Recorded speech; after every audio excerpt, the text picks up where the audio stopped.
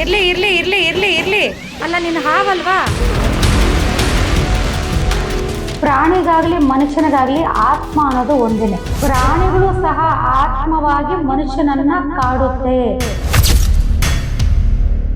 Friends ಎಲ್ಲ ಸೇರ್ಕೊಂಡು ಆ ಹಾವನ್ನ ಸಾಯಿಸ್ತಾರೆ. ಆ ಸತ್ತಿರುವಂತಹ ಹಾವೇನ್ ಮಾಡುತ್ತೆ, ಈ ಹಾವಿನ ಆತ್ಮ ಹೋಗಿ ಅವರ ದೇಹವನ್ನ ಸೇರ್ಕೊಳ್ಳುತ್ತೆ.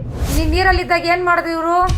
ಎಲ್ಲ ಸರ್ಕೊಂಡು ಕಲ್ಲೆತ್ಕೊಂಡು ಹೊಡೆದ್ರು. ಎಲ್ಲಾದ್ರೂ ದೇವಸ್ಥಾನಕ್ಕೆ ಹೋಗಿದ ತಕ್ಷಣ ಅದು ಮೈ ಮೇಲೆ ಬರೋದು, 24 ಗಂಟೆ ಮೈಕೈ ನೋವು ಬರೋದು, ಸ್ವಲ್ಪ ಹೊತ್ತು ಕಣ್ಣು ಮುಚ್ಕೊಂಡು ಸಹ ಹಾವು ಮೇಲೆ ಮುಖದ ಮೇಲೆ ಬಂದಂಗಾಗೋದು.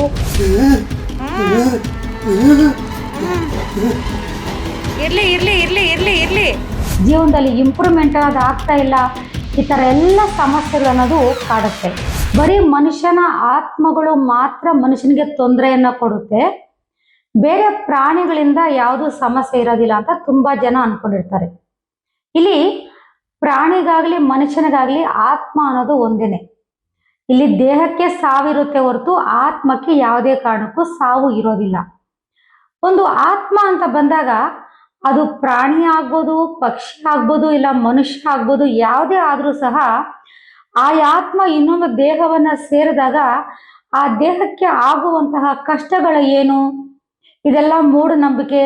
ಇಲ್ಲಿ ಯಾವುದು ಆತ್ಮಗಳೇ ಇಲ್ಲ ಅನ್ನೋರಿಗೆ ಒಂದು ನೈಜ ಘಟನೆಯನ್ನು ತೋರಿಸ್ತಾ ಇದ್ದೀನಿ. ಒಂದ್ಸತಿ ವಿಡಿಯೋವನ್ನು ನೋಡ್ಕೊಂಡು ಬನ್ನಿ. ನಾನು 3ರಿಂದ 0 ಎಣಿಸ್ತೀನಿ. ಈ ಬಾಡಿ ಮೇಲೆ ಯಾವ ಪ್ರೇತಾತ್ಮ ಇದೆಯೋ ಅದು ಎಸ್ ಅಂತ ಹೇಳುತ್ತೆ. 3, 2, 1, 0 ಗೋ. ಯಾರು ನೀನು? ಯಾರು ಯಾರು ನೀನು? ಹೇಳಬೇಕು, ಯಾರು ನೀನು?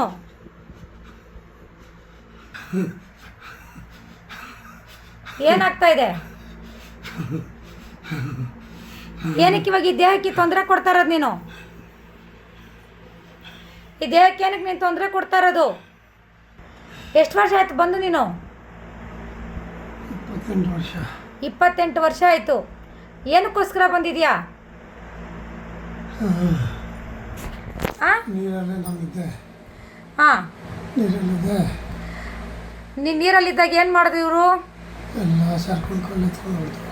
ಹಾಂ, ಕಲ್ಲೆತ್ಕೊಂಡು ಹೊಡೆದ್ರು. ಕಲ್ಲೆತ್ಕೊಂಡು ಹೊಡೆದ್ರಾ? ನಿನ್ನ ಪಾಡಿಗೆ ನೀನು ನೀರಲ್ಲಿದ್ದವನ್ನ ಕಲ್ಲೆತ್ಕೊಂಡು ಹೊಡೆದ್ರಾ? ಎಷ್ಟು ಆಗ ವಯಸ್ಸು ಅವ್ರಿಗೆ? ಆ ಮನುಷ್ಯನಿಗೆ ಅಷ್ಟು ಬುದ್ಧಿ ಇರಲಿಲ್ಲ. ಹಾಂ, ಆ ಮನುಷ್ಯನಿಗೆ ಅಷ್ಟು ಬುದ್ಧಿ ಇರಲಿಲ್ಲ. ಈ ಮನುಷ್ಯನಿಗೆ ಅಷ್ಟು ಬುದ್ಧಿ ಇರಲಿಲ್ಲ. ನೀನೇ ಹೇಳ್ತಾ ಇದೆಯಲ್ಲ ಈ ಮನುಷ್ಯನಿಗೆ ಅಷ್ಟು ಬುದ್ಧಿ ಇರಲಿಲ್ಲ ಅಂತ. ಮತ್ತು ನೀನು ಸಾಯಿಸಿದಾಗ ನೀನು ಏನಕ್ಕೆ ಬಂದು ಈ ಬಾಡಿಯಲ್ಲಿ ಬಂದು ಸೇರ್ಕೊಂಡಿದ್ಯಾ? ಈ ಮನುಷ್ಯ ಕಲ್ಲೆ ಎತ್ತಾಕಿದ್ದಾರೆ.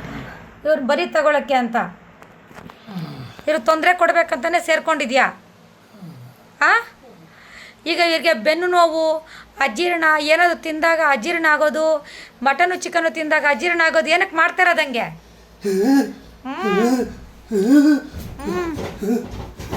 ಇರಲಿ ಇರಲಿ ಇರಲಿ ಇರಲಿ ಇರಲಿ ಇರಲಿ ಇರಲಿ ಇರಲಿ ಅಲ್ಲ ಇರಲಿ ಅಲ್ಲ ಇರಲಿ ಸಾಕು ಸಾಕಿನ್ನ ಸಾಕು ಸಾಕು. ಎಷ್ಟು ದಿನ ಇರ್ತೀಯನ ಈ ದೇಹದಲ್ಲಿ? ನೀನು ಹೋಗಲ್ವಾ? ಮತ್ತೆ ಒಂದು ಜನ್ಮವನ್ನು ತಗೊಳಕ್ಕೆ ಅಂತ ಹೋಗಲ್ವಾ ನೀನು? ಯಾಕೆ ಹೋಗಲ್ಲ? ಯಾಕೆ ಹೋಗಲ್ಲ? ಅದೇ ಯಾಕೆ ಹೋಗಲ್ಲ? ಯಾಕೆ ಹೋಗಲ್ಲ ಹೇಳು, ಯಾಕೆ ಹೋಗಲ್ಲ? ಹಾಂ, ಈ ಮನುಷ್ಯನಿಗೆ ಕಾಮಶಕ್ತಿಯಿಂದ ಜಾಸ್ತಿ ಉತ್ತೇಜನ ಮಾಡ್ತೀನಿ. ಕಾಮಶಕ್ತಿಯನ್ನು ಜಾಸ್ತಿ ಉತ್ತೇಜನ ಮಾಡ್ತೀಯ? ಹೌದು. ಯಾಕೆ ಹಂಗೆ ಮಾಡ್ತೀಯಾ? ಆ ಮನುಷ್ಯನಿಗೆ ಆ ಥರ ಆಲೋಚನೆ ಮಾಡ್ಬಿಟ್ಟಿದ್ದೀನಿ. ಆ ಥರ ಆಲೋಚನೆ ಬರೋ ಥರ ಮಾಡಿದ್ಯಾ?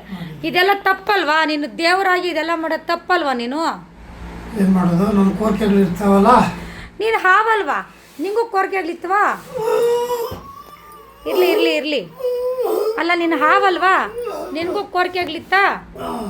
ಹಾಂ, ನಿನಗೂ ಕೋರಿಕೆಗಳಿತ್ತು. ಓಕೆ, ಈಗ ಆಗಿದ್ದಾಗಿದೆ, ಹೋಗಿದೆ.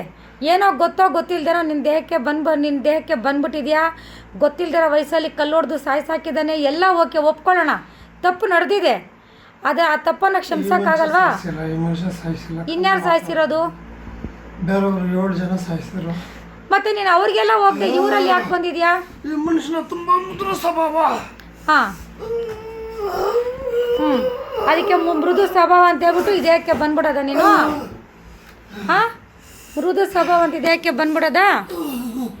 ನೋಡಿದ್ರಲ್ಲ ವೀಕ್ಷಕರೇ, ಸುಮಾರು 28 ವರ್ಷಗಳ ಹಿಂದೆ ಮಾಮೂಲಿಯಾಗಿ ಮಕ್ಕಳೆಲ್ಲ ಸೇರಿ ಚಿಕ್ಕ ಮಕ್ಕಳಿದ್ದಾಗ ಆಟ ಆಡಕ್ಕೆ ಅಂತ ಒಂದು ಜಾಗಕ್ಕೆ ಅಂತ ಹೋದಾಗ ಅಲ್ಲಿ ಒಂದು ಹಾವನ್ನ ನೋಡಿ ಫ್ರೆಂಡ್ಸ್ ಎಲ್ಲ ಸೇರ್ಕೊಂಡು ಆ ಹಾವನ್ನ ಸಾಯಿಸ್ತಾರೆ. ಆ ಹಾವನ್ನ ಸಾಯಿಸಿದಾಗ ಈ ಯುವಕ ಕೇವಲ ಅಲ್ಲಿ ನಿಂತ್ಕೊಂಡು ನೋಡ್ತಾ ಇರ್ತಾನಷ್ಟೇ. ಇವನೇನು ಒಂದು ಕಲ್ಲು ಸಹ ಎತ್ತಿ ಹಾಕೋದಿಲ್ಲ.